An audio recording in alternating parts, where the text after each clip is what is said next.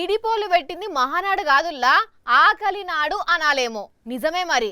అక్కడికి పోయినోళ్లకు తిండి లేక ఆకలి ఆకలి అని అలమటించిర్రట.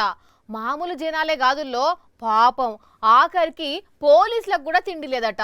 మస్తు బాధపడబట్టిర్రు. అదే టిఫిన్ చేసుకున్నానంటే లక్ష్యం అదే టిఫిన్ చేసుకున్నానంటే లక్ష్యం ఇన్న రానుల్లా ఈ పోలీస్ సార్ బాధ మూడు రోజుల నుంచి ఇదే పరిస్థితి అట. టైంకు తిండి లేదట, ఏం లేదట. టైంకేంది చాలా మందికి అసలు తిండే దొరకలేదట.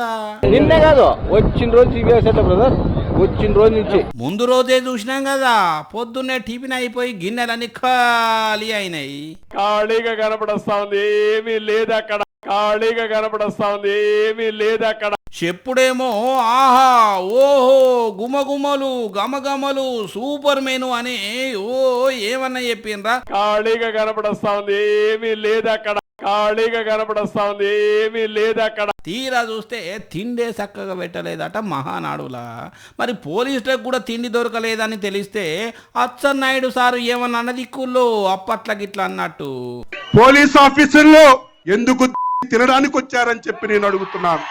ఎందుకు మహానాడుకు పోకపోతే మంచిగా ఉండదని లోకల్లో బెదిరించిర్రట.